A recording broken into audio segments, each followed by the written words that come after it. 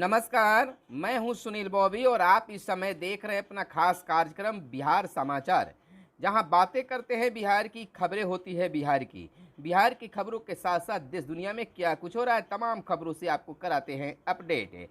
तो आइए जानते हैं बिहार की पहली और बड़ी खबर। बिहार की पहली खबर में हम लेते हैं गांव की सरकार से।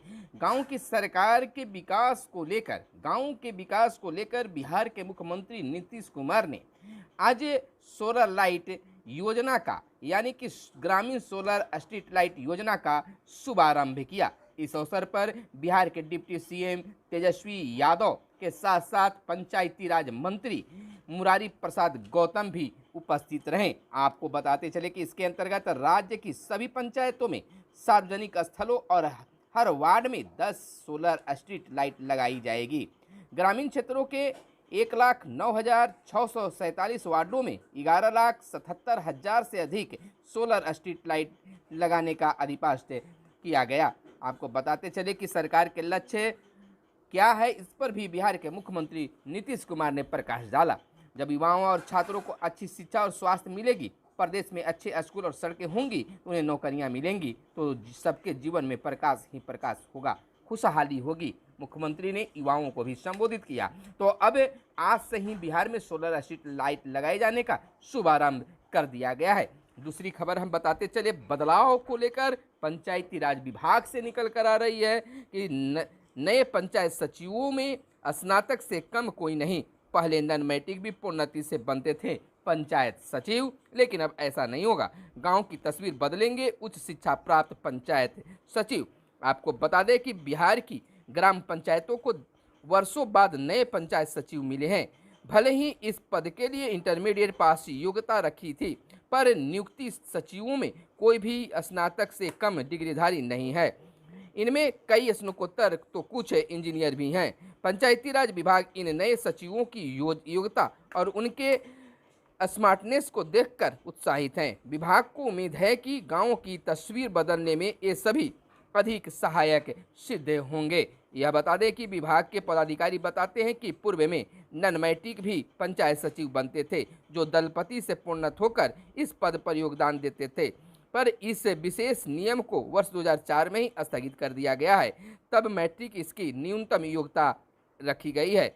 नई नियमावली में न्यूनतम योग्यता इंटरमीडिएट है। नए सचिव अपनी अपनी पंचायत में योगदान कर भी चुके हैं। तो अब गांव की तस्वीर बदलने के लिए बिहार सरकार बिल्कुल तटस्थ है।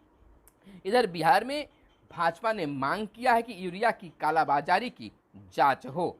इधर बताते हैं कि भाजपा के प्रदेश अध्यक्ष डॉक्टर संजय जायसवाल ने आरोप लगाया है कि बिहार में यूरिया की अत्यधिक अगस्त में बड़े पैमाने पर कालाबाजारी हुई है। बिहार को जितनी यूरिया चाहिए थी, उससे अधिक मात्रा में केंद्र सरकार ने राज्य को उपलब्ध कराया है, लेकिन कृषि विभाग के पदाधिकारियों और संबंधित एजेंसियों की मिलीभगत से यूरिया की खुलकर कालाबाजारी हुई है। इधर हम आपको बताते चले कि आज 12 जिलों में भारी बारिश का अलर्ट भी जारी किया गया था। रात्रि में भी और कल भी होने की संभावना बताई जा रही है।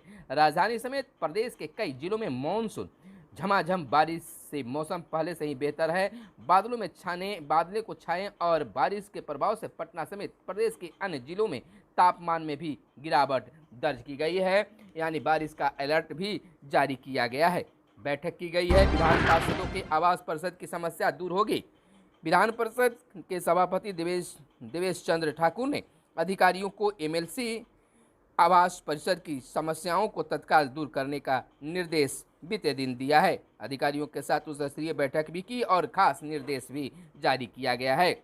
इधर आपको बता दें कि 15 ट्रांसफार्मर समय से पहले हो रहे हैं खराब। बिहार में राष्ट्रीय औसत से दोगुनी संख्या में ट्रांसफर समय से पहले खराब हो रहे हैं। राज्य में लगे हर 100 ट्रांसफार्मर में 15 खराब हो जा रहे हैं, जबकि देश में ट्रांसफार्मर जलने का औसत मात्र 6.93% है। केंद्र सरकार के अधीन आईईसी लिमिटेड की रिपोर्ट से यह खुलासा होकर सामने आया है। 3 चरणों में दूर होगी सभी जिला अस्पतालों की कमियां। त्वरित निपटारे को 15 दिनों की कार्य योजना बनेगी। समीक्षा कार्य में लगाए गए 120 स्वास्थ्य अधिकारी। 60 दिनों की मोहलत दी है उप मुख्यमंत्री ने व्यवस्था सुधारने का। 15 दिनों में दूर होने वाली प्रमुख कमियां आपको बता दें कि 24 घंटे में इमरजेंसी स्वास्थ्य सेवा, रेफरल एम्बुलेंस सेवा की दुरुस्त करना, दवाओं की स्थिति में सुधार, संजीवनी तथा डीवीडीएमएस में रियल टाइम स्टॉक अपडेट, साफ सफाई व सुरक्षा की व्यवस्था दुरुस्त करने की बातें रखी गई है। इधर अब आपको बता दें कि कृषि विभाग की गड़बड़ी दूर करूंगा।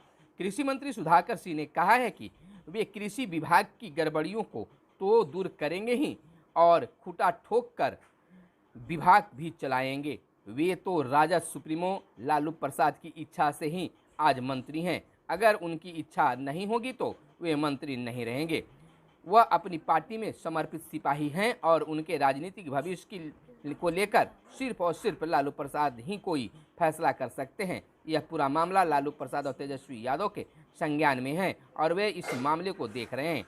ये दोनों ही उनके नेता हैं, इस नाते समस्या का समाधान भी उनको ही निकालना है। सुधाकर सिंह का यह बड़ा बयान। और इधर बता दें कि विरोधियों की साजिश कामयाब नहीं होने देंगे, लालू प्रसाद यादव का बड़ा बयान आया है।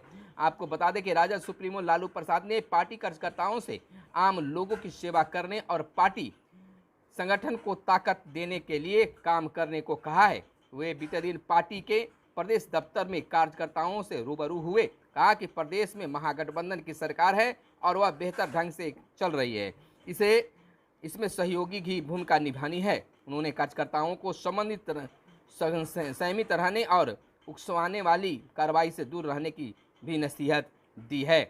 कहा है कि विरोधियों की कोई साजिश इस बार कामयाब नहीं होने देना है। इधर बिहार के मुख्यमंत्री नीतीश कुमार का एक बड़ा बयान आया है कि सुधाकर को मौका दिया पर वह बैठक से चले गए।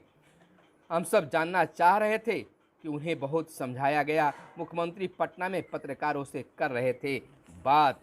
मुख्यमंत्री नीतीश कुमार ने कहा है कि हमने कृषि मंत्री सुधाकर सिंह की बोलने का मौका दिया कि वो क्या मामला है, पर वे तो बिना कुछ कहे बैठक से चले गए। कहा कि मंगलवार को सुधाकर सिंह ने एक बयान पर हमने पूछा था कि क्या हुआ है। मुख्यमंत्री ने कहा कि हम उनसे जानना चाह रहे थे कि पर वह चल दिए। यह एक बड़ा बयान आया है और इस पर चर्चा भी जारी है। इधर निकाय चुनाव की अगर बात कर लें तो निकाय चुनाव मतदान की रफ्तार पर ऐप से होगी अब निगरानी। राज्य निर्वाचन आयोग को सभी जिलों से मिलेगी जानकारी। आपको बता दें कि 156 निकायों में 10 अक्टूबर को होना है मतदान। पहले चरण के मतदान के लिए प्रशिक्षण की प्रक्रिया पूरी कर ली गई है।